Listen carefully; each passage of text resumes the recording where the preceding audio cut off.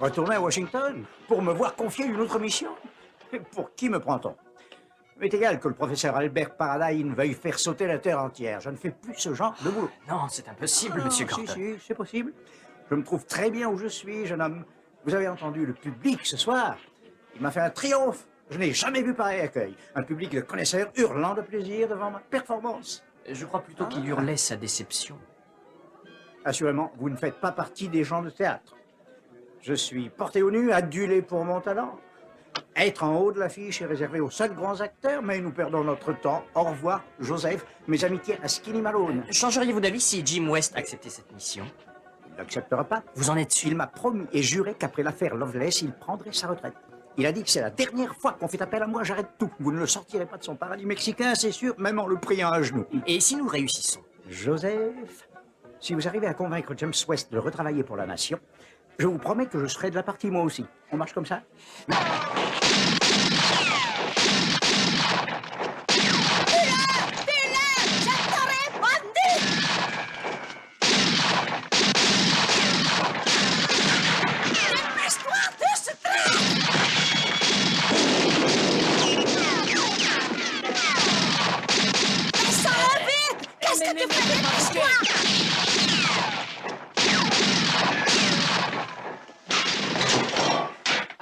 Monsieur West, je suis Edward Jensen, service secret des États-Unis. Je viens de la part de Robert P. Malone, chef des services secrets. Le bruit court qu'un malade mental, pour ne pas dire un fou, se promène librement. Mon chef dit que vous émettez certaines réserves à vouloir coopérer pour l'arrêter. Vous ne voulez pas risquer votre vie? C'est exact. Vous préférez la tranquillité? Vous avez un cheval pour moi? Oui, je vous en prie, il est dehors. Vous n'avez qu'à passer devant.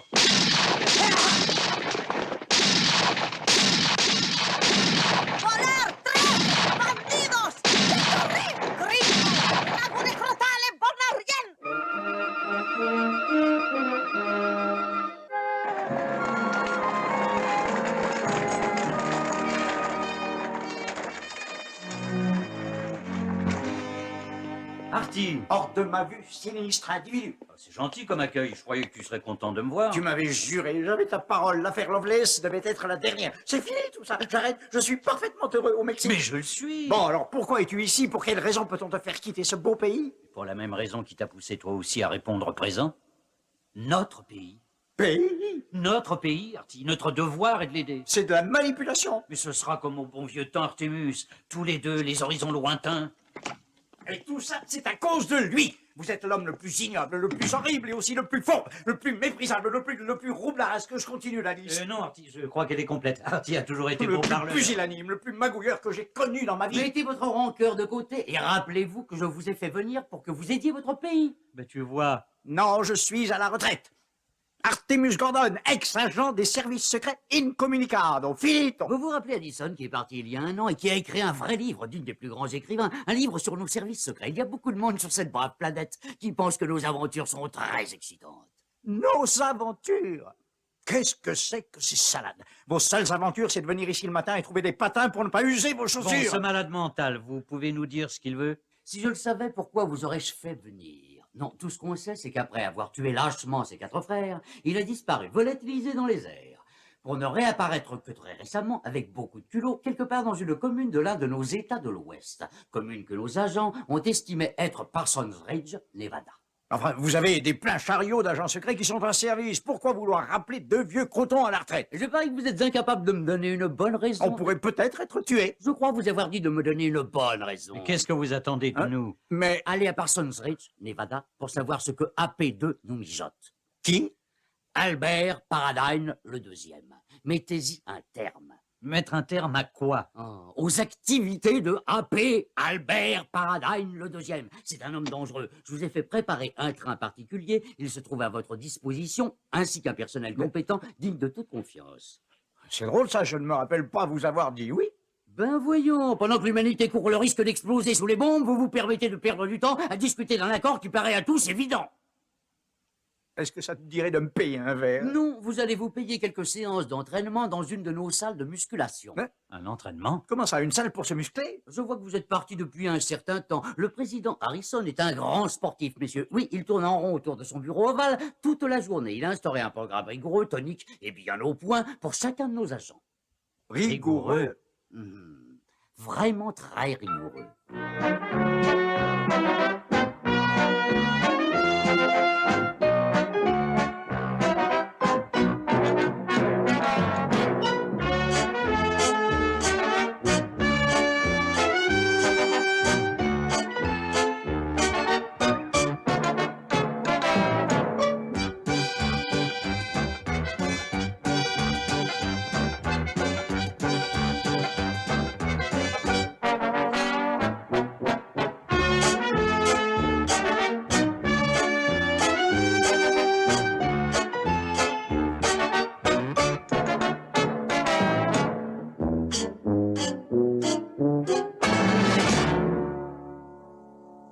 J'aurais dû écouter ma grande tante Maud.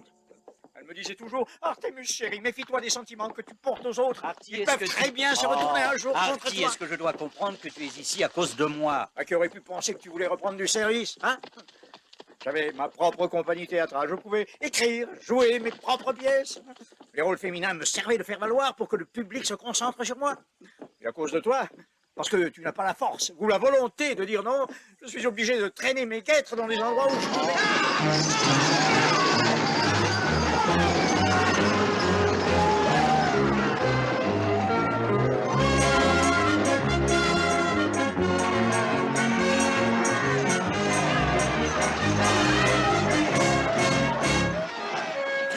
Qu'est-ce que tu disais? À propos de quoi? À propos de traîner tes gars? Qui sont ces gentlemen? ¡Ámenle la boca, se le trepa! Juanita!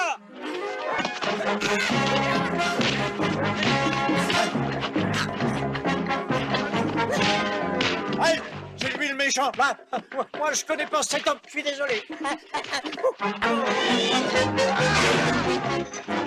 Stop! Mon Dieu, qu'est-ce que je vois? Un Priestley Thomas. Notre rencontre est un don de Dieu, vous vous souviendrez de moi. Pourquoi? Parce que vous venez de gagner le modèle Super Luke de Priestley Thomas, d'une valeur de 3000 $, quand vous livrera demain. Puisque celui-là ne vous servira plus, je le ramène chez le fabricant. Poussez, poussez, merci. Au revoir, chers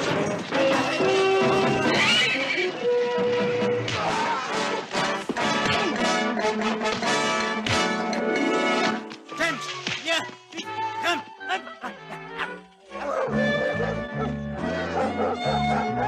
En fait, comprendre pourquoi tu voulais quitter cette ville. Par pitié, pédale. Non, pas avant que tu me dises qui est cette Juanita et pourquoi elle cherche à nous tuer. Ah, tu crois que c'est le moment de s'expliquer? Pédale. Sinon, ça va tourner mal.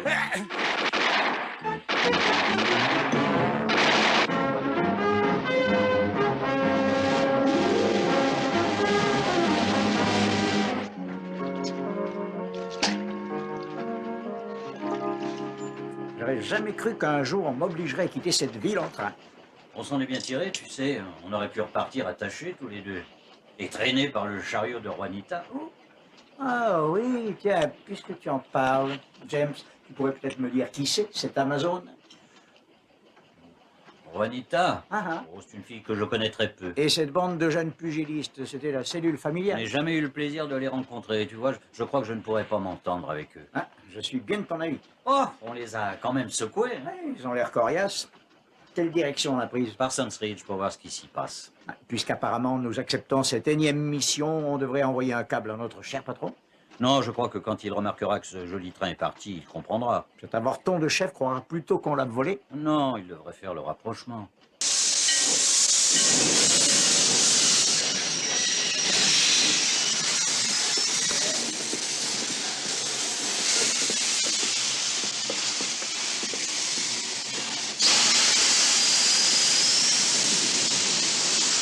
Bienvenue, messieurs, bienvenue à Parsons Street. Je suis le professeur Albert Paradine, le deuxième du nom, mais vous pouvez m'appeler Al. Parti. Le portrait de son père tout craché. Tout craché. Inutile de vous demander si vous avez soif après un si long voyage. Ah, plutôt, oui. Peut-être accepteriez-vous un verre de champagne? J'en ai plusieurs bouteilles au frais, elles sont au Daisy Saloon, nous pouvons y aller tout de suite si vous le désirez. Ah, bonne idée. Attends un peu. Comment saviez-vous l'heure à laquelle nous arriverions? Jim, champagne. Je sais à quelle heure vous êtes parti de Washington, au millionième de seconde. J'ai suivi vos mouvements depuis Washington sans même que vous vous en doutiez. Je sais qui vous êtes et ce que vous êtes venu faire ici. Allons-nous sabler le champagne, gentlemen? Champagne, Jim.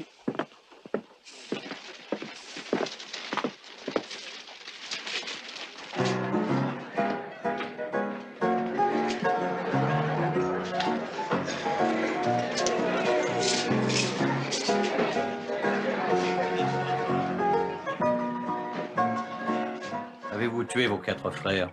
Oui, c'était nécessaire. Pourquoi? Ils ont souillé le nom des Paradise, jeune homme. Ils devenaient beaucoup trop honnêtes, décents, hommes de foi et mollassons. J'ai dû les oxyre. Voyez-vous, d'après ce qu'on sait de votre père, je dirais que vous êtes de la lignée des Paradigmes, soyez rassurés. Pour commencer ce règne, j'ai l'intention très ferme de dominer tout seul cette très jolie planète Terre. C'est une ambition très originale pour un malade mental. Cela reste moins brillant que mes prédécesseurs, je le reconnais. Vous n'auriez pas quelque chose de plus nouveau? Nouveau, non, ce serait même aussi vieux que l'humanité. En fait, l'acharnement de l'homme à vouloir se détruire lui-même, messieurs. Je dois vous quitter, gentlemen, de la plus étrange et inhabituelle manière.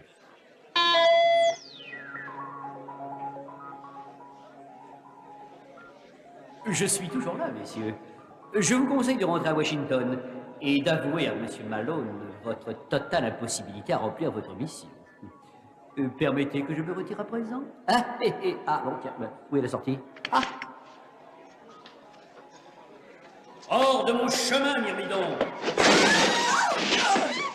Place, place!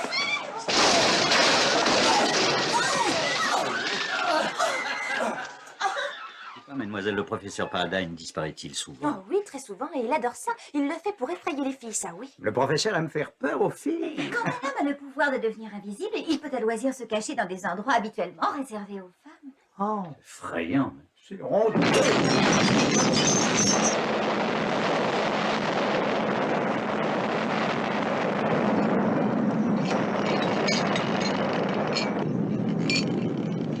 C'est quoi ce bruit-là?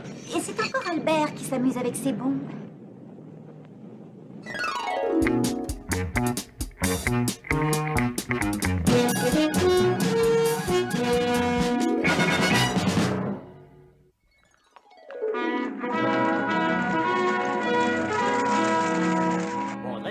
pouvoir de se rendre invisible quand ça lui chante. Et alors, est-ce que la paix du monde risque d'en être menacée? Non, réfléchissez pendant au moins une seconde. L'invisibilité, cela veut dire que cet homme peut entrer dans n'importe quel bureau de n'importe quel chef d'État, écouter les rapports des services secrets et surtout, il peut transmettre des milliers d'informations importantes aux pays ennemis. Et vous serez encore plus surpris quand nous vous aurons parlé de cette bombe qu'il met au point actuellement. Bon, nous avons ainsi discuté, passons à l'action. Que faites-vous donc tous les deux ici à Washington? Et où pourrait-on bien être? Vous ne devriez pas être n'importe où, vous devriez être en pleine action, c'est tout. Et à faire quoi, grand Dieu? À faire ce pourquoi on vous paye, qui est de protéger la nation. Nous sommes en guerre. Je veux vous voir remonter dans ce train et partir pour le Nevada. Je vous donne 1 heure. Skinny, Assez parlé au travail. Des résultats. J'en veux des résultats. Direction le Nevada. 1 heure pour être dans le train. Nous sommes en guerre.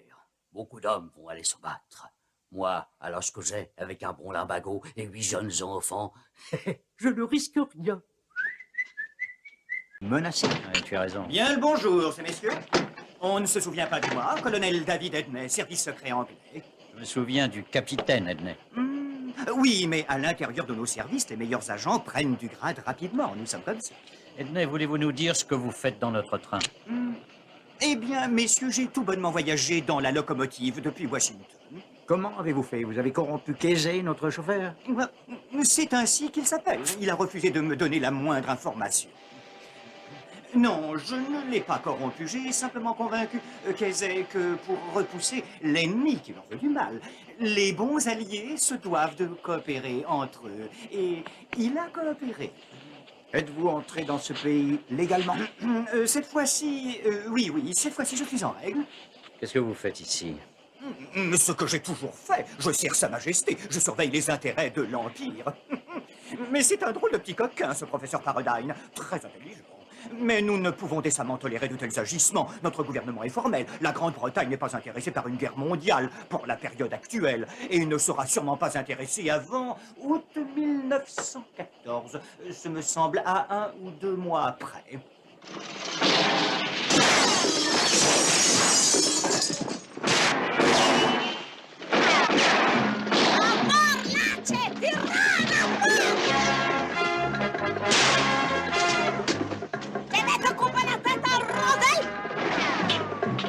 Mais toute la vapeur! De quoi?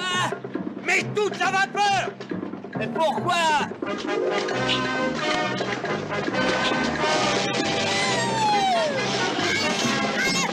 Jim West!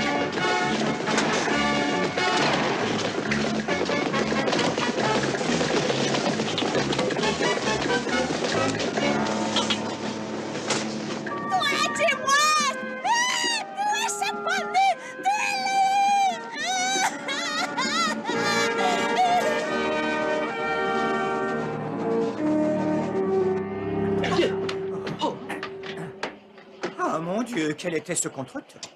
Dis-lui. Affaire personnelle. Ah oui, une affaire personnelle. Mais rester en vie est aussi une affaire très personnelle. Dites-moi, chers alliés, y a-t-il une relation quelconque avec cette fille à l'épée? Une petite, oui.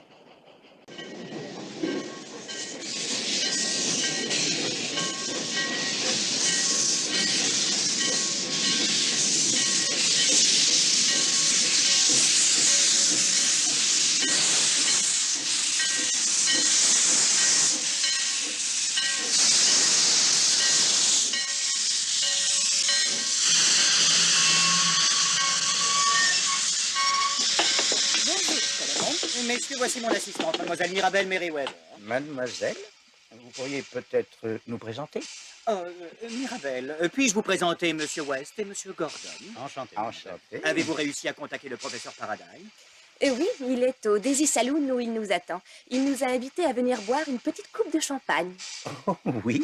Comment savait-il que nous devions arriver? Très peu de choses lui échappent, monsieur Edney.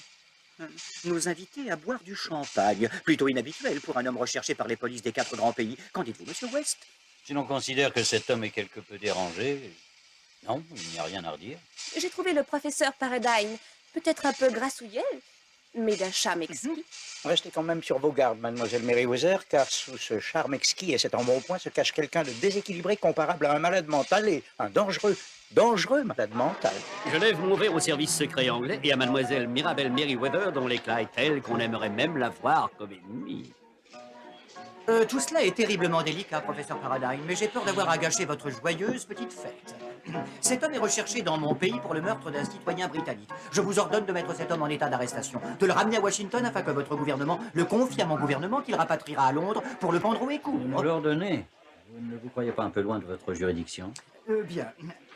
Puisque vous refusez sciemment d'exécuter mon ordre, je me verrai dans l'obligation de l'arrêter moi-même. Voilà. Je vous en prie, faites, colonel. Passez-moi les menottes, comme vous pouvez le voir, je n'ai aucun homme de main dans mon giron. Je n'en ai nul besoin, du reste. Si fait, selon les termes de la loi, professeur Albert Paradine le deuxième, je vous arrête officiellement pour le meurtre de Winston Paradine. À bientôt. Colonel Edmey, je suis là. Mais vous avez essayé de me tuer. C'est un manque total d'hospitalité. Je veux tous vous voir, vous entendez, hors de mon territoire, dans moins de 24 heures. Depuis quand le Nevada a-t-il fait sécession? Chaque centimètre carré que je contrôle est à moi. Tout ce qui se trouve dans un rayon de 200 km est à moi. Sa Majesté ne tolérera pas de tels abus. Nous enverrons nos troupes si nécessaire. Vous nous voyez toujours comme une colonie, n'est-ce pas? Croyez bien que si des troupes sont nécessaires, nous amènerons les nôtres. Merci. Mais attention, je ne suis pas du tout satisfaite de vos procédures. Je vais être contraint de porter plainte auprès de votre roi, de votre président. Porter plainte ne vous avancera pas à grand-chose. Messieurs, constatez la simplicité des choses. J'aurais pu provoquer une bonne guerre entre l'Allemagne et l'Amérique. Sans problème, vous avez vu. Et hop!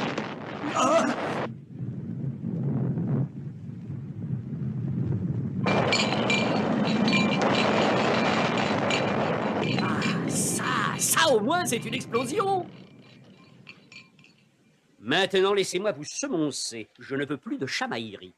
À l'avenir, au moindre conflit, vous viendrez tous dans mon palace pour le régler avec moi. Et où se trouve-t-il, votre palace? C'est très simple, il y a un écriteau dans le désert. Appé le deuxième, je veux que vous sachiez une chose, pour autant que cela nous concerne.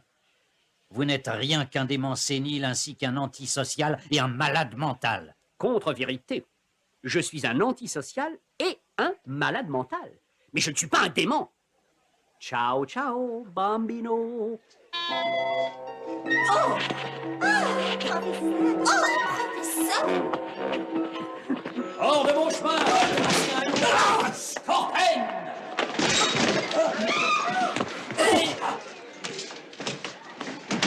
À partir de maintenant, messieurs, nos routes et nos méthodes divergent. Je ne veux plus voir ébarber nos chances de réussite comme déjà fait. Nous ébarbons nos chances de Vous êtes réussite. le plus grand ébarbeur que je connaisse. Venez, Mirabel. Oh.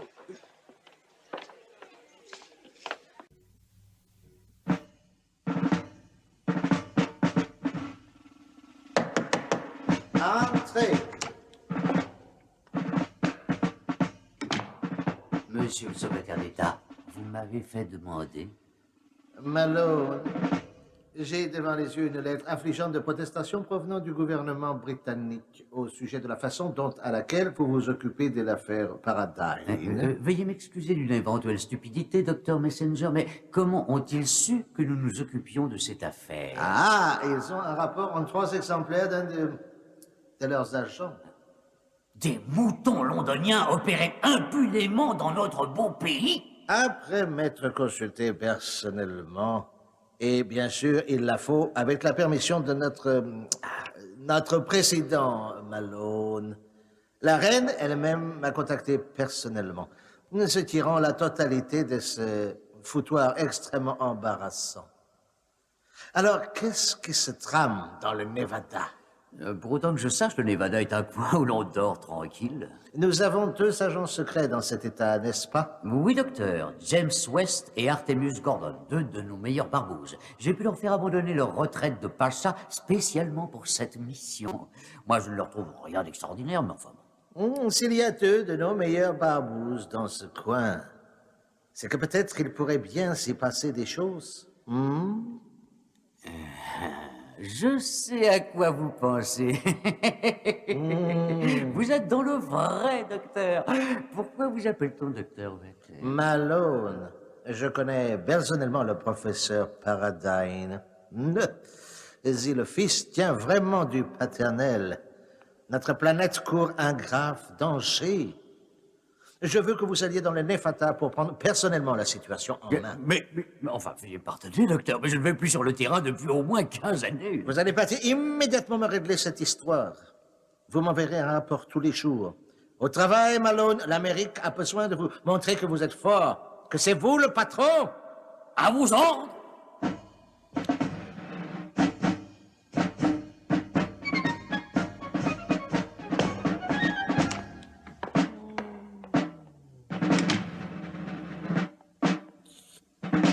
Vérifiez, SLF, l'état mental de Stinny. Stinny Malone. Tu es sûr qu'on a pris la bonne direction? C'est celle qu'indiquait l'écriteau. Tu n'as pas dû le lire convenablement?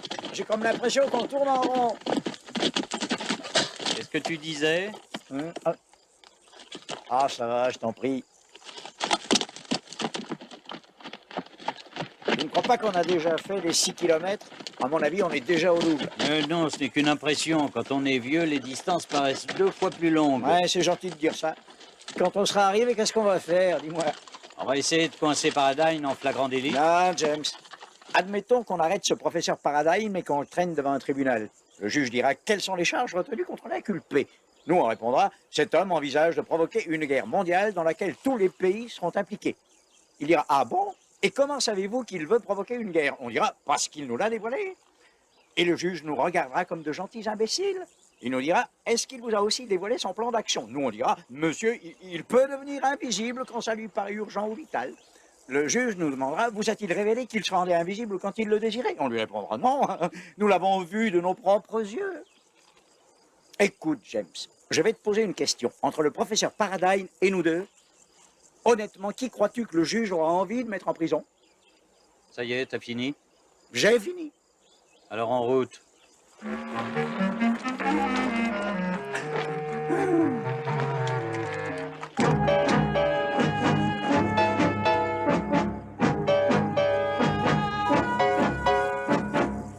Qu'est-ce que c'est que ça? Une oasis? Un mirage, peut-être? Ou le piège le plus élaboré que l'homme ait jamais imaginé.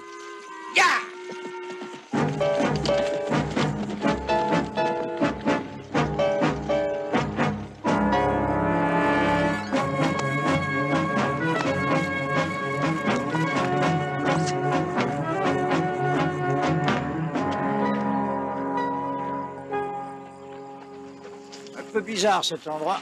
Tu trouves pas? Non, c'est plutôt drôle. Je m'occupe de vos chevaux, monsieur. Qu'est-ce qu'il a dit?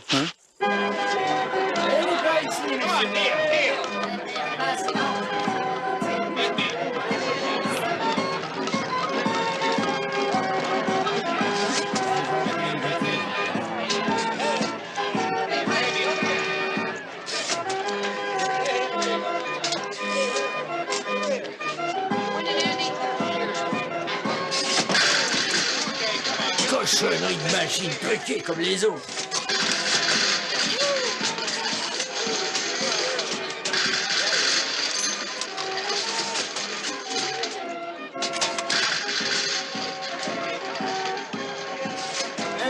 Bien joué, Steve, t'as gagné le gros lot. Tu vas payer ta tournée. Ouais, ça, c'est un numéro que je vais m'empresser d'éviter. Monsieur West, Monsieur Gordon, bienvenue. Vous êtes en retard d'à peu près 1h30. Vous vous êtes égaré. Je reconnais que c'est mal indiqué. Que pensez-vous de ma belle entreprise de commerce? Dans quel secteur d'affaires n'avez-vous pas encore mis les pieds? Et d'où viennent tous ces gentils consommateurs? Ils se déplacent du monde entier. Je crois qu'il règne une troublante atmosphère dans ce Nevada qui pousse au jeu et au pari. Ils arrivent tous sur leur chariot, il reste environ 1h, 1h30, et ils s'en retournent à pied, les pauvres, et au comble de la détresse. Ils mettent même leurs femmes en jeu, mais ça je refuse, je n'ai plus de place. Puisque vous avez tout ce qu'il vous faut ici, pourquoi voulez-vous conquérir le monde? Conquérir le monde fait partie des traditions chez les Paradine. Ce serait même une nécessité. Essayez de comprendre ce que ça représente. Demander à un Paradine de ne pas conquérir le monde, c'est exiger d'un bébé qu'il ne pleure pas, ou d'un typhon chinois qu'il ne casse rien. Voulez-vous nous excuser un instant? Bien sûr. Artie, je crois que la comédie a assez duré, on va l'arrêter tout de suite. Et pour quel motif? Il a dit qu'il voulait détruire la planète. Mais la liberté d'expression, James, c'est un droit fondamental existant dans notre pays. Un meurtrier. Artie, cet homme a admis avoir tué ses 4 frères. Il a dit ça par orgueil ou c'était une vraie confession? On n'a aucune preuve sur quoi que ce soit. Jennifer.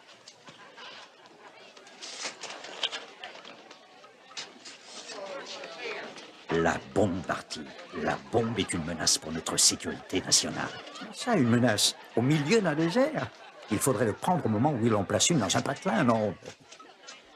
Allons, messieurs. À quoi bon tergiverser sur ces preuves introuvables ainsi que sur mon arrestation? Je vous propose de vous amuser. 5 $, le petit jeton cadeau de la maison. Tentez votre chance. Vous avez tout à gagner. Prenez, je vous en prie. Hein? Adios. Puisqu'on ne peut pas l'arrêter, pourquoi s'en priver? Pendant des années, tu vois, j'ai étudié un système pour mettre à sec la roue de la fortune, mais je ne trouvais jamais personne pour m'aider en cas de panne. Tiens, Artie, amuse-toi bien. Merci beaucoup, James. Regarde, tu vas voir. Elle tourne, où s'arrêtera-t-elle? Là où le hasard le voudra. Attention, le 11 est sorti.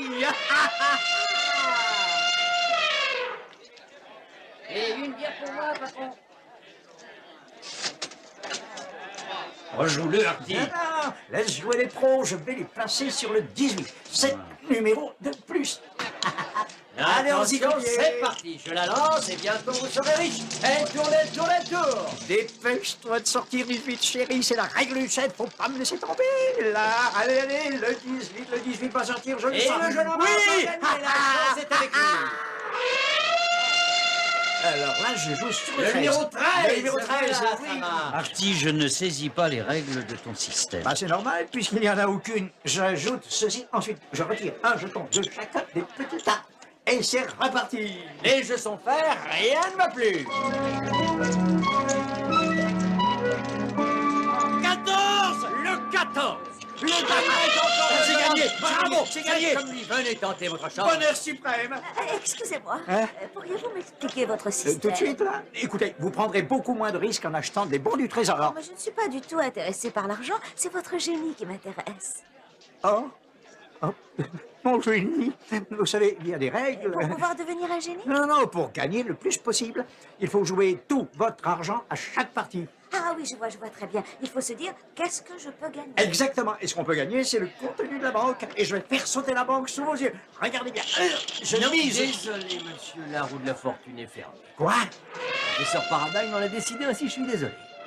Comment ça? C'est insensé, vous allez me laisser avec cette misère. Mais c'est immoral ce que vous faites, monsieur. Immoral. Et même plus, c'est un manque de sportivité. Et encore plus, je n'ai jamais vu ça de ma vie. Jamais. C'est effarant. Je crois qu'on s'est moqué de toi, allez bien. Moquez de moi? Mais viens, Mettez-moi Julie, tout on ça quitte dans mon cette sac. Qu'est-ce que ça veut dire, ça? J'allais prouver que mon système était infaillible. Artie, on t'a gentiment fait croire au Père Noël. Alors, d'après toi, ces messieurs ont truqué la roue exprès pour me faire Le gagner? jour va se lever demain. De toute façon, ça ne prouve pas que mon système n'est pas infaillible. Bien sûr, mais ne l'expérimente pas avec ton argent. Messieurs, c'est bien. Je vois que vous avez gagné un peu d'argent. Artie s'est bien débrouillé, oui. C'est pas mal au vu de ce qui se gagne dans ce palace. Oui, combien croyez-vous avoir dans ce sac? Pas la moindre idée, j'ai pas encore compté. Et si vous voulez mon avis, je dirais entre 10 et 15 000 $. Mais je pense que cette somme avoisine de vraiment très peu les 15 000 $. En tout cas, c'est ce que j'espère pour vous. Il me semble que 15 000 $, ce soit une très très bonne estimation. J'imagine aisément que ce pactole vous ôtera tout souci quant à votre avenir, à votre liberté d'action, et que pour parfaire cette liberté, vous allez rompre par lettre votre accord avec vos supérieurs. Ce serait un acte d'intelligence. Alors, allons compter ce pactole. oui, bien sûr. Allons dans mon bureau, nous serons plus tranquilles. Venez par ici, suivez-moi.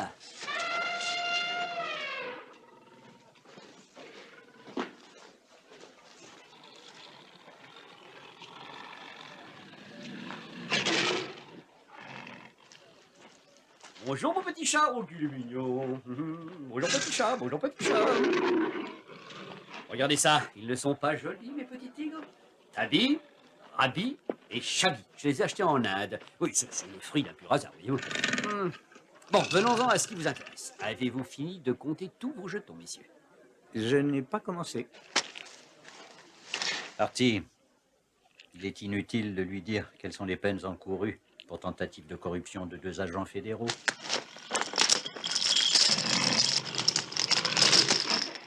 Vous méritez une punition tout à fait particulière dont vous garderez les traces. Une punition à la hauteur d'une bêtise des plus inutiles. Ce geste vous coûtera...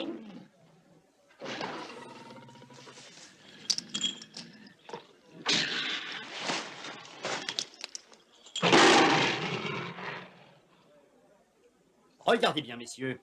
Ce sont les abominables hommes des neiges. Où les ai-je trouvés, direz-vous? Dans les montagnes himalayennes.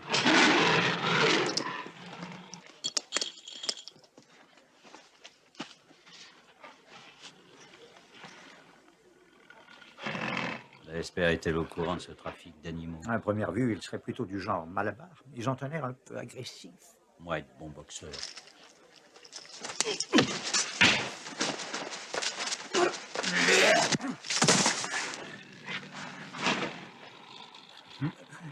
Alors tu restes là sans rien faire. Je sais bien pourquoi je reste sans rien faire. Eh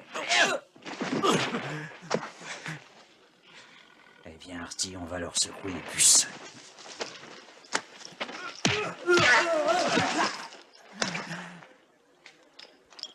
Très bien, messieurs. Auriez-vous l'extrême gentillesse de conduire nos invités là où on les attend?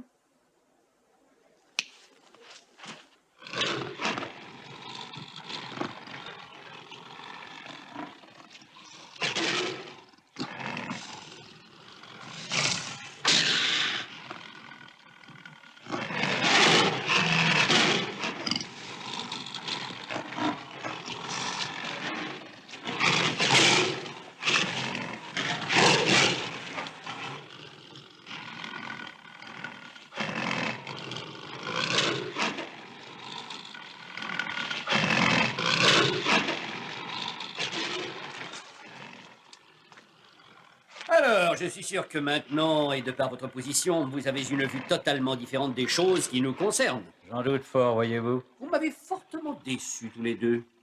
Oui, déçu. Vous ne m'avez opposé aucune espèce de résistance, Pas la moindre parcelle de courage. J'ai tendu un piège à votre intention et vous êtes tombé dedans, non? Faut-il être aussi bête? Vous savez, messieurs, je ne donne vraiment le meilleur de mon génie que quand je subis une pression intense. Par un étrange hasard, je dois me rendre à Washington demain. J'y rencontrerai votre vieil ami, le Dr Messenger, qui doit présider une conférence de paix. Hein? À Washington? J'ignorais qu'une conférence allait se tenir à Washington. Skinny ne nous a rien dit d'une éventuelle conférence. C'est peut-être la plus importante de cette moitié de siècle. Peut-être, mais nous ne sommes que très peu informés des événements ces temps-ci. Ça n'aurait aucune incidence. Une fois la conférence terminée, je peux vous assurer qu'une moitié de la planète sera en conflit avec l'autre moitié. Vous voyez, du fond du cœur, j'attends l'Holocauste.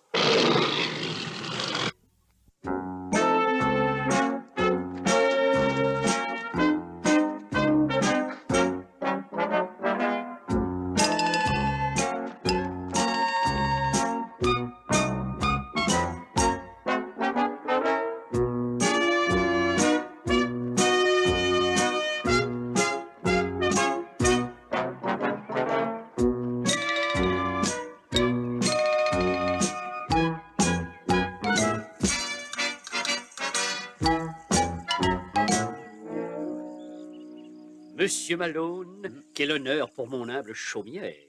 Qui êtes-vous, vous? Professeur Albert Paradine, le deuxième. La personne pour laquelle vous êtes venu jusqu'ici. Et comment savez-vous qui je suis, monsieur? Oh, quand même, monsieur Malone. Tout le monde sait bien qui vous êtes. Vous êtes le brillantissime Robert Malone, chef des services secrets des États-Unis d'Amérique. Écoutez, tout le monde n'est pas censé le savoir. Alors vous êtes venu là pour une mission secrète? Bon, soyez rassurés, très cher, je garde ça pour moi. Nous pourrions peut-être entrer dans le palace. Vous semblez éreinté, il craquera. Certaines de mes employés sauront vous redonner un peu de fraîcheur. Vous êtes très loin de ce que je m'imaginais, monsieur le professeur Paradine. Vous, à l'inverse, je dirais que vous êtes le calque exact du portrait que je m'étais fait de vous. Oui, vous avez un regard d'aigle et l'allure d'un riche seigneur.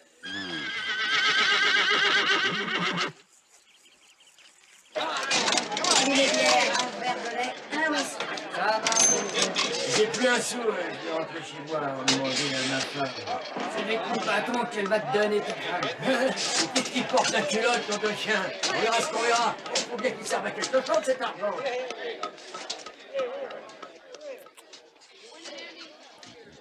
C'est un excellent mousseux, monsieur le professeur. Excellent. Merci, il vient de mes vignobles du nord de la Californie. Je suis à la recherche de deux vieux amis à moi, professeur Paradine. Ah oui, comment s'appelle-t-il? James West et Artemus Gordon. Vous parlez peut-être des agents West et Gordon? Il n'est pas erroné loin s'en faut de les nommer ainsi. Sauriez-vous où ils se trouvent? Oui, je sais exactement où ils se trouvent. Ils sont partis à la pêche. Ces deux fainéants sont à la pêche! Ah, vous savez, tout le long de notre si jolie contrée courent de magnifiques ruisseaux qui sont emplis de non moins magnifiques petites truites. Gageons qu'ils sont en train de pêcher ces truites, ce n'est pas très loin d'ici. Mais ils sont supposés remplir une mission très importante. C'est regrettable, en effet. J'aimerais pouvoir vous rassurer. Si vous me le permettez, vous, c'est Skinny. Puis-je vous appeler par votre prénom, Skinny? Oui, je n'y vois pas d'inconvénient. Soyez indulgents, Skinny. Les agents West et Gordon auraient eu grand tort de se priver d'une petite partie de pêche, puisque, dès leur arrivée ici, ils se sont trouvés complètement rassurés quant à ces... mon Dieu, quant à ces accusations terribles qui pèsent contre moi. Pourquoi aurais-je lâchement tué mes 4 frères? Jamais je ne les aurais tués parce que je les aime. Mes pauvres petits frères chéris. Je veux retrouver cette bête immonde. Je veux le responsable de leur mort et je l'aurai. Alors ces messieurs pêchent la truite maintenant. Oh, vous les auriez vus partir, leur petite canne à pêche sur l'épaule et des petits verres dans leur petite boîte, le pain léger, sans aucun souci en tête. C'était très bucolique. Mais pourquoi n'ai-je eu aucun rapport avant qu'ils ne partent? Pourquoi sont-ils restés muets? Peut-être pourriez-vous les retrouver. Je peux m'arranger pour organiser quelque chose. Je déteste la pêche à la truite. Oh, alors, vous faites partie de mes hôtes, mon cher Skinny. Yvonne et Daphné sauront vous mettre à l'aise. Elles vous procureront tout ce dont vous avez besoin. Elles sont très gentilles. Laissez-vous aller. Pourquoi ne venez-vous pas vous asseoir, les filles? Afin que cette soirée soit des plus agréables, vous pourriez peut-être vous imaginer que j'ai le même âge que vous.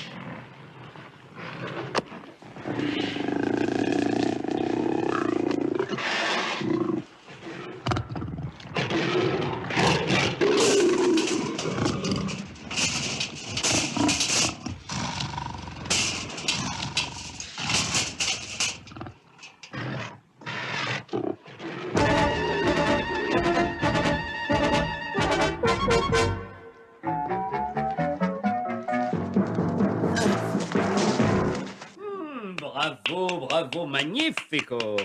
Ah, vous aimez donc le cirque. Vous avez voulu jouer les filles de l'air. Mais moi, j'ai un jeu amusant, très amusant.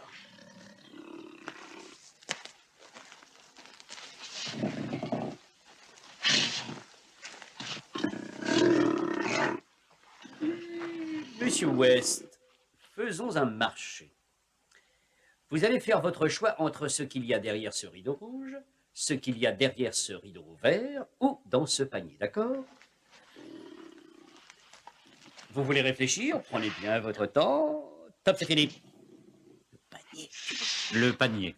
Vous avez fait le bon choix. Oh oui, parce que si vous aviez choisi le beau rideau rouge, c'eût été la mort instantanée.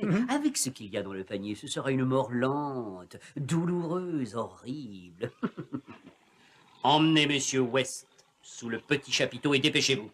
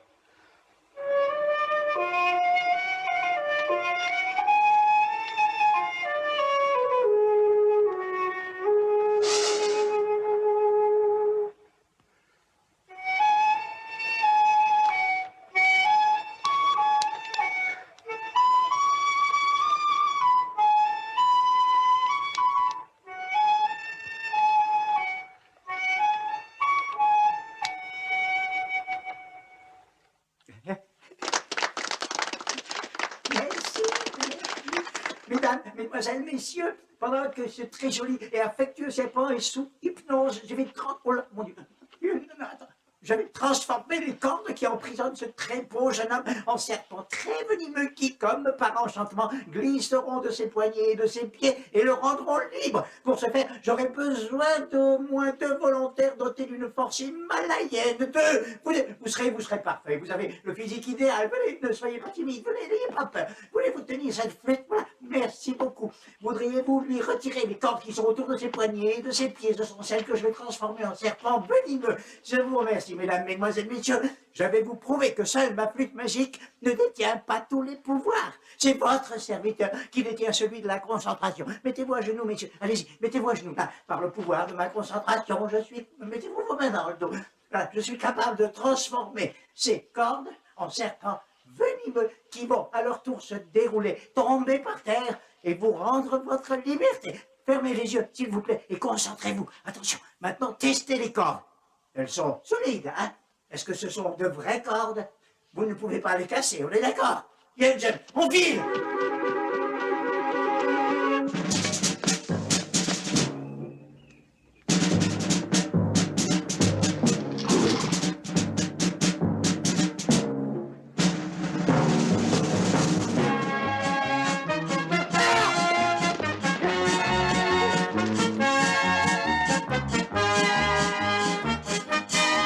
Comment t'es-tu arrangé pour prendre le rôle de Gungadin? On a fait nos premières armes sur les planches ensemble. Après, on a joué sur la côte Est. Son vrai nom, c'est Phil Lebowitz. Et tu ne m'as jamais dit que tu savais jouer de la flûte. Ah, je sais pas en jouer, hein. J'ai soufflé, c'est tout. Un soufflet n'est pas joué.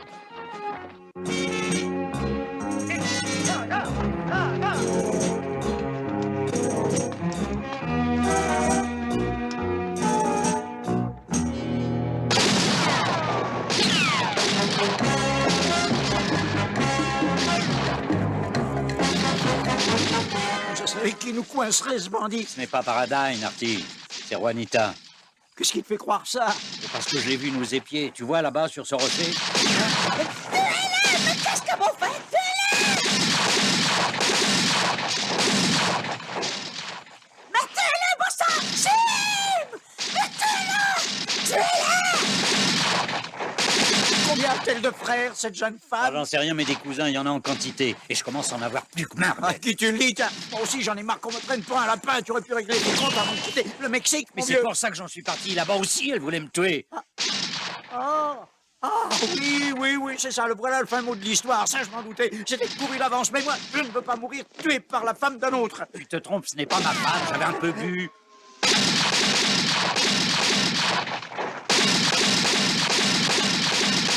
Ouais, ça suffit. Arrange-toi pour les occuper de ce côté, moi je vais les contourner.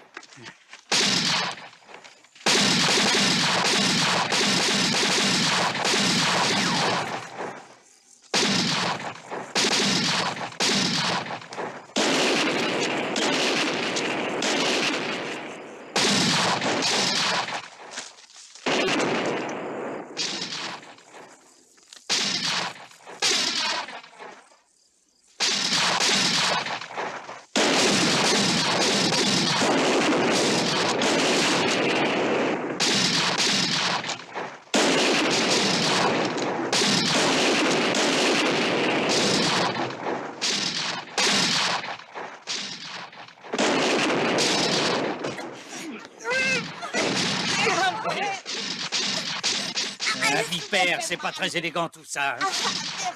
Maintenant, tu vas arrêter, sinon je pique une grosse colère. Ah, tu l'auras cherché. Mais qu'est-ce que tu veux, Juanita? Qu'est-ce que je t'ai fait? À cause de toi, Juanita a dit non au gouverneur qui voulait faire d'elle sa femme. Ah, je comprends tout ce cirque, c'est pour ça que tu me suis dans tout le pays avec ta famille en nous tirant dessus. Ah, on ne peut pas abandonner Juanita après qu'elle a envoyé balader le gouverneur. Je ne t'ai jamais dit qu'il fallait envoyer balader le gouverneur. Oh, tu n'aimes pas Juanita. Mais comment pourrait-on aimer une femme qui passe son temps à vous tirer dessus? Juanita est beaucoup désolée. Alors dis à tes petits frères et à tes cousins d'arrêter de nous tirer dessus. ¡Basta, mis hermanos!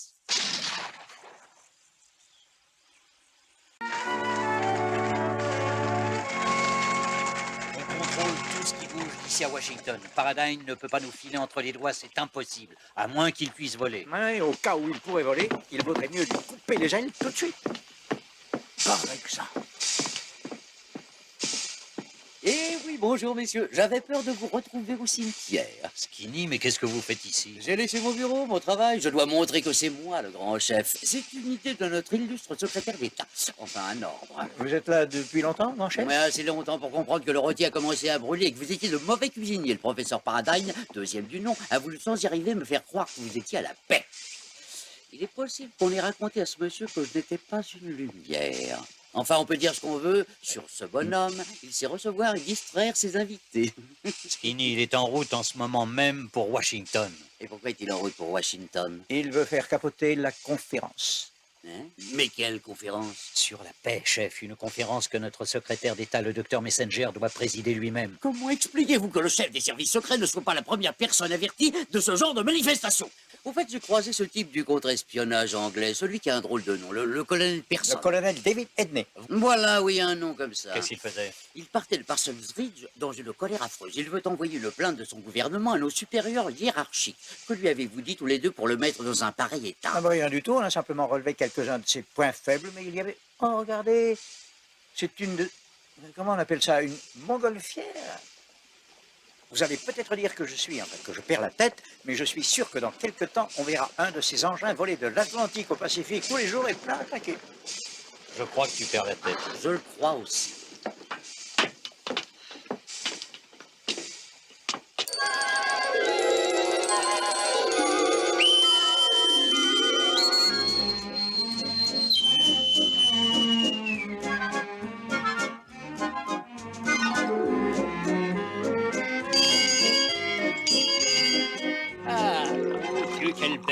Quelle belle journée pour se promener dans ce beau ballon. Merci, mon enfant, cette attention me va droit au cœur. J'ai bu à notre bonheur.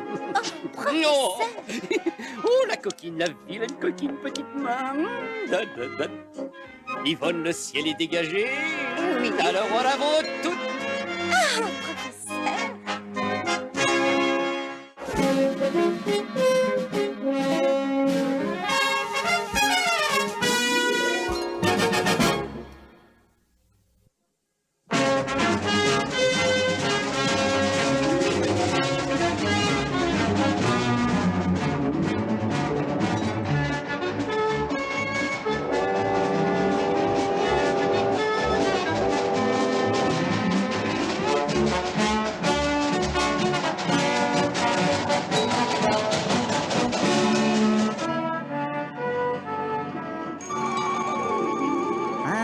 Étonnant, non?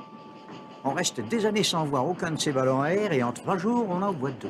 À mon avis, je crois que c'est le même ballon. Mais comment est-ce possible? On a laissé l'autre du côté du Nevada. Ça fait une trotte d'ici.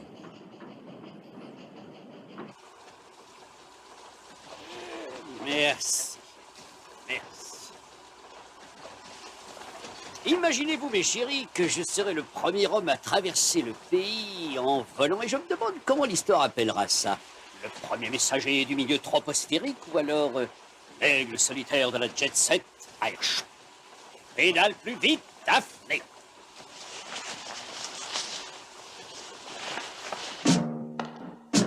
La conférence de paix sera donc sabotée par un homme invisible. Pourquoi ne sommes-nous pas les premiers à avoir découvert l'invisibilité? Vous n'avez rien remarqué d'étrange, monsieur le secrétaire? D'étrange? Oui, de très particulier, quelque chose qui sort de l'ordinaire. En effet, certaines choses sortant de l'ordinaire se sont produites. Pouvez-vous nous dire lesquelles? Oui, je le peux. Des documents secrets ont disparu de certaines chambres d'hôtel. Le délégué autrichien a pris une mystérieuse paire de claques par le délégué français, qui lui jure qu'il était à l'autre bout de la pièce quand ça s'est passé. Il est dans le coin. Quelle que soit votre façon de procéder dans cette opération, je vous rappelle de ne surtout pas oublier que je suis le maître de conférence. Et pour moi, cette conférence de paix se présente comme la plus importante. Alors, comment comptez-vous procéder? Pour commencer, je serai présente dans la salle au milieu des délégations étrangères. Ah oui, et quand avons-nous décidé de ça? Il me paraît évident que l'un de nous deux doit se tenir prêt à agir de l'intérieur à tout moment. Et je suis sûr qu'on pourra faire appel à vous en cas de nécessité, bien entendu, monsieur le secrétaire d'État. Non. Si vous voulez, vous pouvez m'appeler Dr. Henry, c'est tout. Surtout ne dites pas Doc Henry. Est-ce que vous savez pourquoi j'ai expédié le chef Malone le plus loin et le plus vite possible de Washington?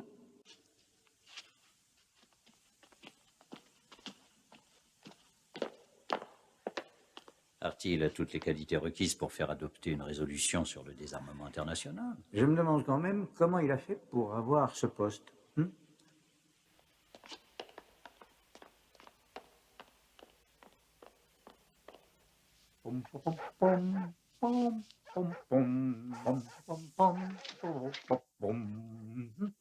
Artie, ouais. J'ai ton sauf-conduit. Merci. Et c'est du très bon travail. Normal, c'est moi qui l'ai fait. Tu es ambassadeur du Liechtenstein. Liechtenstein. Un descendant direct du comte de Liechtenstein. Ah, je vois. Tu étais officier durant la guerre. Oh. Blessé au combat. Blessé au combat. Et tu as encore un éclat d'obus dans la jambe gauche. Éclat d'obus, jambe gauche. Et la cause d'une légère claudication. Légère claudication. Et je me suis battu avec qui? Tu choisis. J'ai combattu avec les Anglais, les Français, les Italiens et aussi les Turcs, et c'était contre les Russes. Maintenant, tu te bats pour la paix, n'est-ce pas? Pour la paix. Mais hommage. Le docteur Messenger nous servira de relais. Quelle joie. Artie. Oh. Désolé. Pour la paix.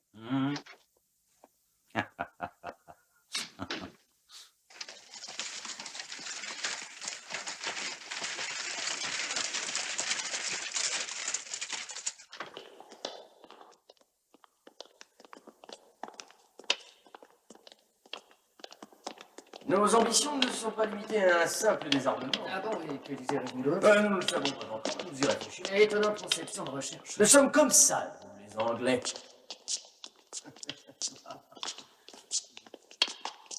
Bonjour, monsieur Gordon. Bonjour, monsieur.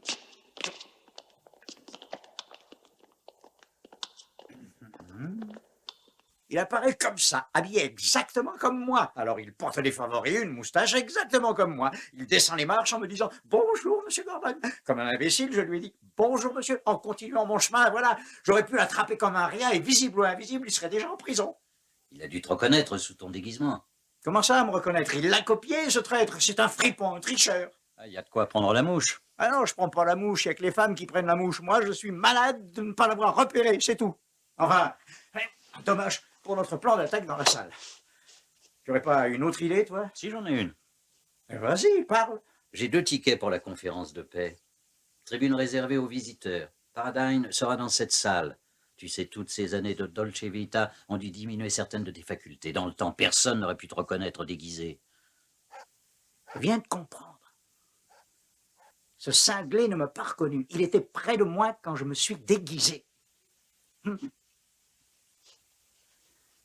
Il vaut mieux s'en aller ici.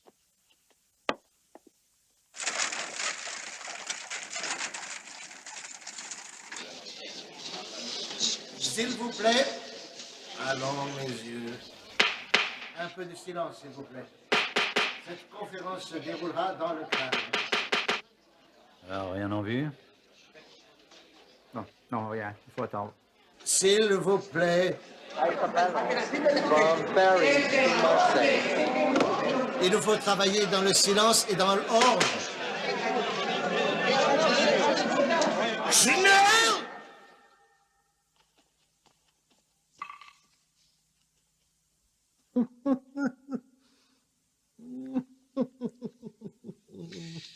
Docteur Messenger, avant de commencer... Allez-y. délégation soviétique vouloir poser question à allemande délégation.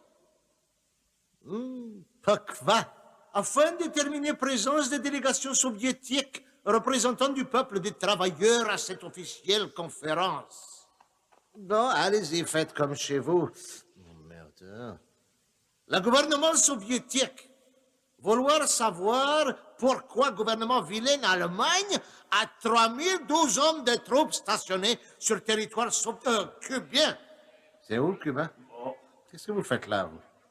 Vous n'aurez pas de questions moins gênantes, Louskov. Ouais, et puis qu'il nous ramène du caviar plus frais, parce que... Die allemande délégation nie de manière catégorique avoir des troupes allemandes à Cuba. Seigneur, toutes ces troupes sont à Cuba pour l'entraînement, nous le savons tous. S'il vous plaît, si qui que ce soit veut installer du personnel de combat où que ce soit, qu'il en avertisse tout de suite les États-Unis. Et je vous rappelle qu'il ne faut pas marcher sur nos plates-bandes. Sur nos plates-bandes, incroyable ça. Une fois encore, moi vouloir savoir pourquoi 3012 hommes de troupes à Cuba. Une fois encore, en tant que représentant de Cuba, hier vous dites, Seigneur, que ces 4000 hommes de troupes stationnent à Cuba pour un entraînement au combat seulement. Pauvre fou! Oui, le gouvernement espagnol donne aux ordres aux Allemands de retirer 5000 hommes de Cuba dans les 30 jours, sinon nous lâcherons des taureaux dans l'arène. Il y a plus de 6000 hommes de troupes et ils resteront à Cuba tant que ça nous plaira. Gerlen, das allemand gouvernement invite das Russland gouvernement à poster 6000 hommes de troupes maintenant à Cuba à côté de nos soldats. Dans cas pareil, gouvernement soviétique ne plus voir aucune objection à stationnement troupes allemandes à Cuba. Insolente, maleducado, malpolito.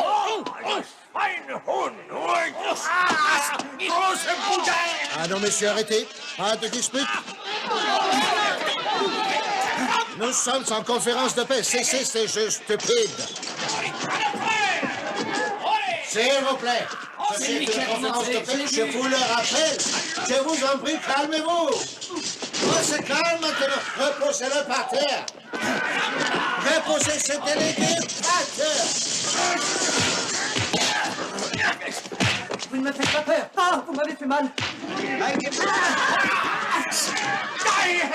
Bon, d'accord, je vais prendre les noms des perturbateurs. Retirez vos mains, vous.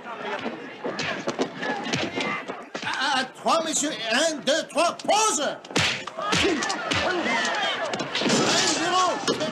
Ça vous apprendra à faire les chausseaux. C'est quand même incroyable, non? Dire que tous ces types passent pour être responsables aux yeux du monde entier. C'est incroyable, c'est comment Paradigm a déclenché la bagarre aussi. Marty, je ne crois pas que Paradigm ait quelque chose à voir là-dedans. Nos délégués ont déclenché la bagarre d'eux-mêmes, sans personne. Allons-nous-en. Ouais. Messieurs, reprenez vos esprits. L'ordre du jour était la paix dans le monde. Des progrès restent encore à faire, je sais, mais c'est à nous de montrer l'exemple. James, c'est beaucoup plus qu'une coïncidence. Le sieur Paradigm veut saboter une conférence de paix et comme par magie, la conférence capote avant de commencer. Oh, deux types un peu énervés peuvent saboter n'importe quoi, y compris une conférence de paix, en prononçant une parole de travers. Je n'aurais jamais pu le croire si je ne l'avais pas vu de mes propres yeux. Mais qu'est-ce qui te fait dire qu'Albert Paradigm n'a rien à voir là-dedans? Je ne crois pas qu'il soit capable d'envoyer 6000 soldats allemands à Cuba. Ouais, tu as peut-être raison. En plus, ça n'a pas grande importance de savoir qui est responsable ou non. Le résultat, c'est que Paradigm a réussi son coup. Faux! Je n'ai rien réussi de ce que je voulais. Tel que les choses se présentent, il va y avoir un drôle de grabuge, un désastre. Il y a la Grande-Bretagne, la France, l'Allemagne et la Russie qui sont contre l'Espagne et l'Italie. Quelle espèce de guerre on aura, ça durera 2 semaines sans les dimanches. Les illettrés ne peuvent pas faire de guerre plus intéressante. Un contretemps de ce genre ne peut pas vous détourner de vos projets de conquête? Bien sûr que non, tiens. Je me replie sur le plan numéro 2. Vous voudriez connaître le plan numéro 2. Vous voudriez le connaître, monsieur West. C'est-à-dire que si vous insistez... J'insiste, oui. Vous savez ce que j'ai fait. J'ai posé des bombes dans différentes capitales. Oui. Londres, Paris, Berlin, Saint-Pétersbourg, Madrid. Génial. Bien sûr, quand elles exploseront, dévastation totale. Mais mon principal problème sera de trouver un responsable. Les Allemands ont-ils voulu provoquer Paris? Ou Paris provoquer Madrid? Ou Madrid provoquer les Soviétiques? Ou alors... ou alors raser Berlin et attribuer tous les torts aux Anglais? Les possibilités sont infinies. Voulez-vous nous dire quelle ville vous avez prévu de raser? Monsieur West, vous êtes un homme vraiment étonnant. Je dirais même un héros. Oui, très honnête. S'il vous plaît, monsieur West, vous vous couvrez de ridicule, vouloir m'enfermer de cette manière. Vous savez, vous prenez des risques. Attention.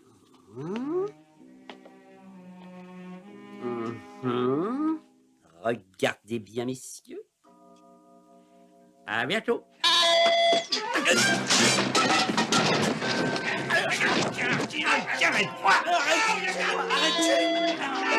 Je suis là, messieurs, voyons.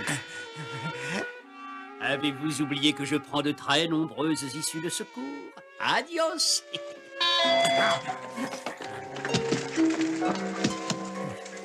Toi, tu vas par là, moi par ici. Si on est au 8e étage, il pourrait nous pousser et nous faire tomber. Et comment on va le trouver? Je n'en sais rien.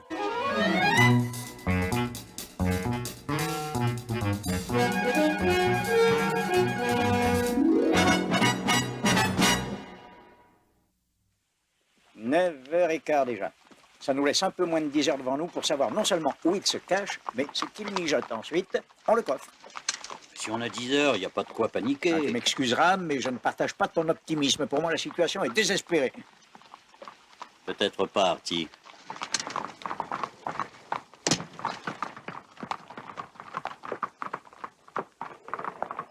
Tu savais qu'elles étaient là, ces petites? Oh, certainement pas plus que toi, il y a seulement 2 secondes. Artie, si Albert Paradine n'est plus dans le coin, veux-tu me dire ce que font ces 2 filles ici? Tu devrais aller acheter 1 ou 2 bouteilles de champagne. Je vais me renseigner sur le numéro de leur chambre. Je te retrouve dans le hall dans 5 minutes. Très bonne idée, tout de suite.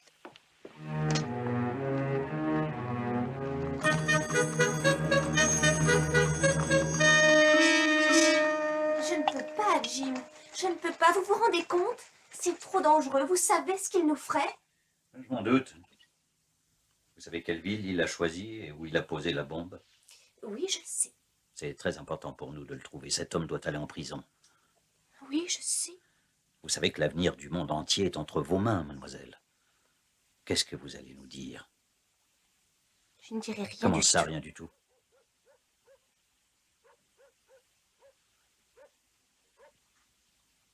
Je déteste employer ce genre de méthode. Mais l'avenir du monde entier est en jeu. Mais où m'emmenez-vous? Jim, si tu bouges, je te refroidis, je t'aurais prévenu. Je te préviens aussi, Jim. Pas de violence. J'emploierai les moyens nécessaires. Oh! À nous deux, Daphné. Mais qu'est-ce que vous allez me faire?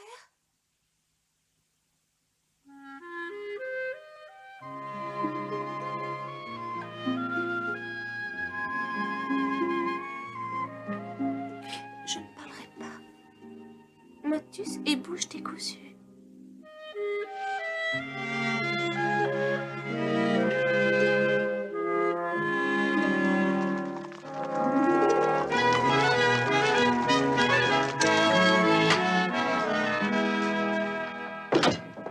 Artie. Artie, allez, réveille-toi. Bon sang. Tu m'étonneras toujours comment tu t'y prends à cette heure-ci. Crois-tu que ce soit l'heure et le lieu pour en parler? Allez, comment tu fais, coquin? Sois gentil, dis-moi. Je te le dirai plus tard. Il faut qu'on s'en aille. Tu as passé 12 heures dans cette chambre en compagnie d'une femme et tu ressens en pleine forme, toi. Mais tu vas l'être, toi aussi, quand je t'aurai dit que la bombe est ici et réglée pour ce matin, 9 heures. La bombe est ici? Tu veux dire ici? Non, ici? non, je veux dire ici, à Washington. Albert Paradine n'est jamais parti. Le docteur Messenger a convoqué les représentants de délégation pour arriver à un accord de paix le plus vite possible. Le professeur a posé une bombe qui doit exploser ce matin au département d'État pendant cette réunion. Il nous reste à peine 1 heure. Pas tout à fait.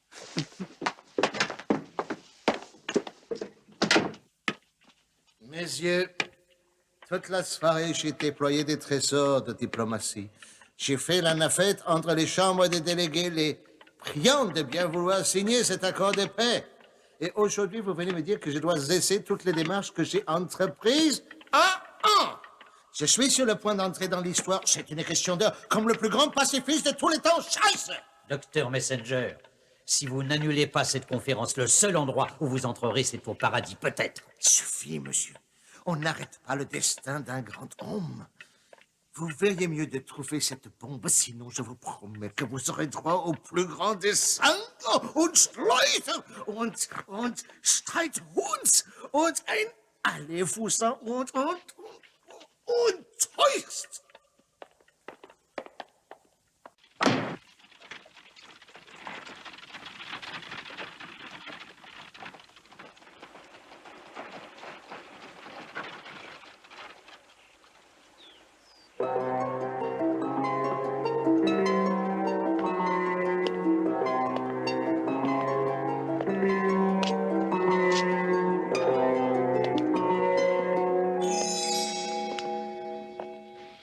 Artie, content de t'avoir connu.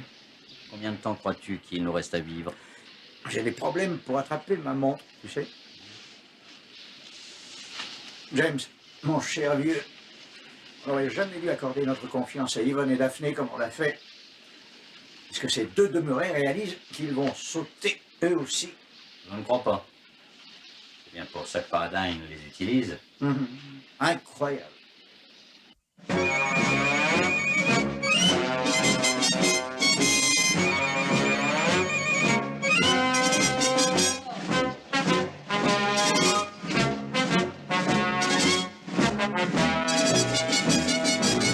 Merci de faire la paix, Alexei. Je dis merci de vouloir faire la paix, Alexei. Merci. Docteur Messenger, Bonjour. c'est un grand plaisir d'être ici. Merci, bonjour, cher délégué. Excusez-moi, mais je ne peux vous serrer la main. Êtes-vous content, moi? C'est une main cassée pour une grande cause. Guten Morgen, Herr Messenger. Buenos dias, ¿qué tal? Buenos dias, muy bien, gracias. Je suis affreusement désolé pour votre part. J'en aurais presque honte. Ah, mais jusqu'où n'irait-on pas pour la paix? Hein? Vamos, Fabio. Il est gentil, ce petit.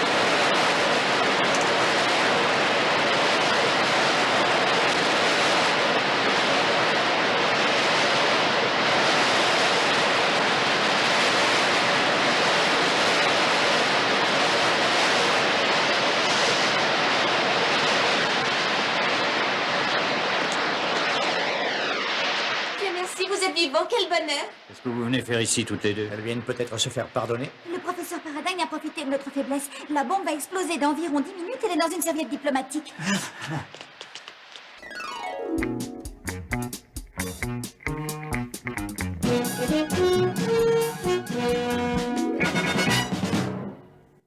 Mes yeux, hier n'est plus qu'un vilain souvenir qu'il faut effacer. Dans l'esprit d'un amour fraternel, forgeons tous ensemble la paix. Mais tout d'abord, ayons une pensée à la mémoire de ces cadres de sécurité étranglés hier par notre très distingué collègue venu de Belgium.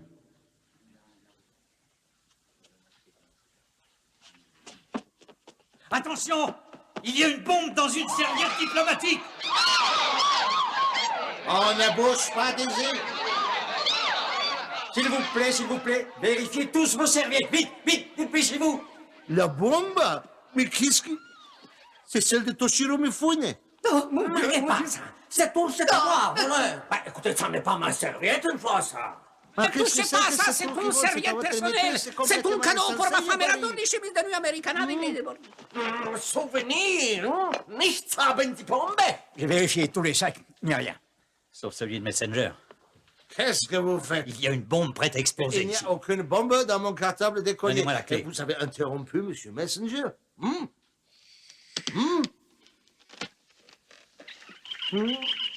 Hop.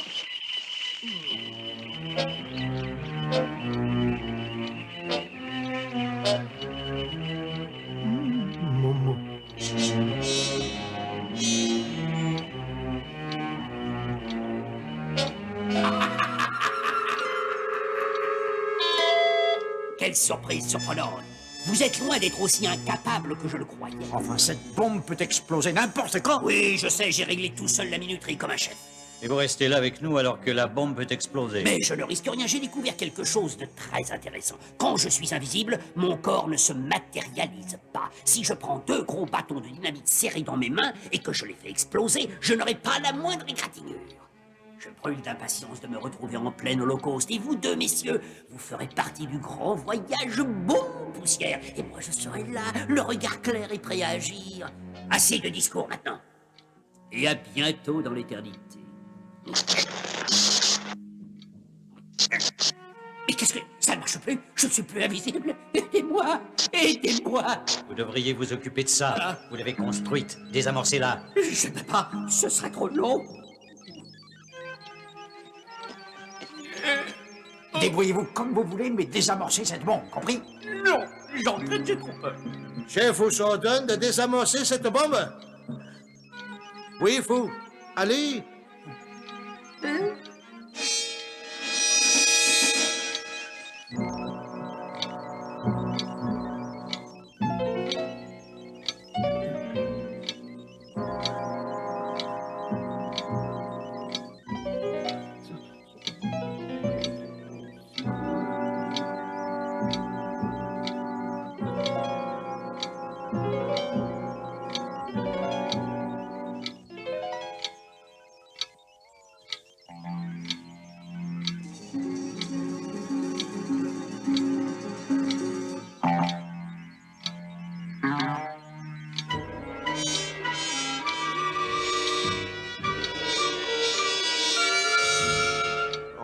Ou adieu.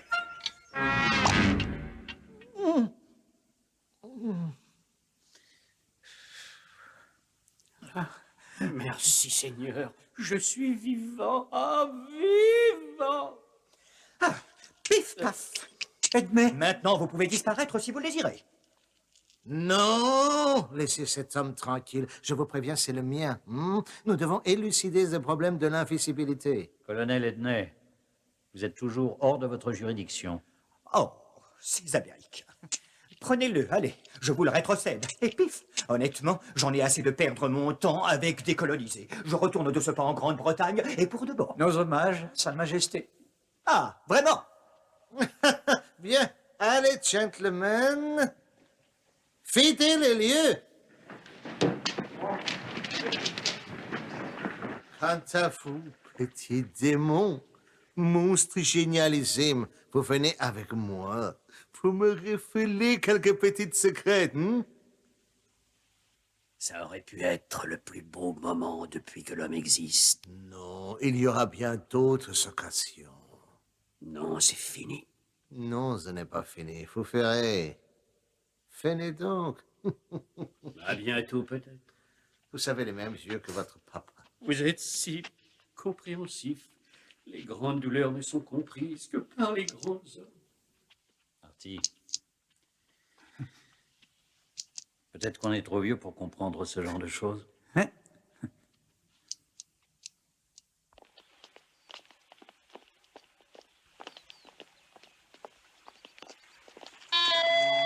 Ah, qu'est-ce qui se passe?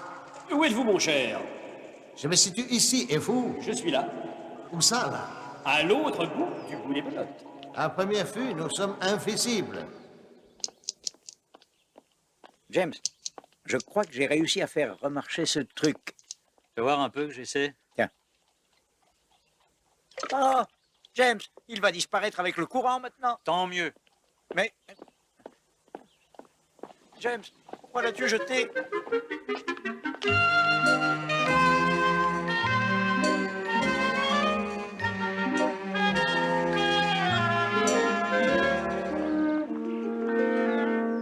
Washington est si excitante. Daphné et moi avons décidé de rester une semaine de plus. Merveilleux. Monsieur West, Oui, qui a parlé? moi, le docteur Messenger. Qu'avez-vous fait de mon convertisseur? Vous savez, c'est cette petite chose qui fait tutut. Je l'ai jeté dans la rivière. Vous n'aurez aucun mal à le retrouver. Ils vont me faire défaillir. Je vous l'interdis, sinon je vous tombe sur le paletot. Mais ne tirez pas si fort, vous allez me causer des lésions. Causons plutôt de notre liaison. Vous devrez me supporter, sinon je vous arrache le bras. James, tu ne crois pas que c'est une punition d'une grande cruauté, je dirais même inhumaine, de passer le reste de sa vie attaché avec Albert Paradine et qui plus est en étant invisible? Je trouve qu'ils vont bien ensemble, tous les deux. Tu as peut-être raison. Oh, elle est froide! Je vais m'enrhumer. Ne pourrions-nous pas regagner la berge? Ah, avant qu'on ait retrouvé votre pitule qui fait tut-tut, prenez votre respiration et on y retourne. Soyez indulgents, je ne peux pas rester sans respirer aussi longtemps que vous. Alors transformez-vous en poisson. J'ai ouï dire qu'il ne respirait pas dans l'eau.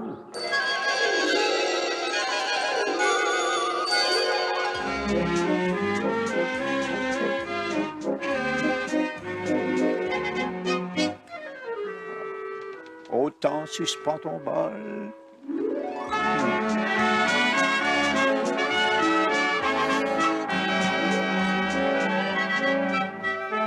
Téléspectateurs chéris, bonsoir, je suis Robert T. Skinny Mellon, seul héritier de ma dynastie et employé comme conservateur des archives des services secrets. Si l'on plonge son nez, comme je le fais dans les vieilles enquêtes, on peut difficilement ne pas être sceptique sur les comptes rendus de James West et Artemus Gordon.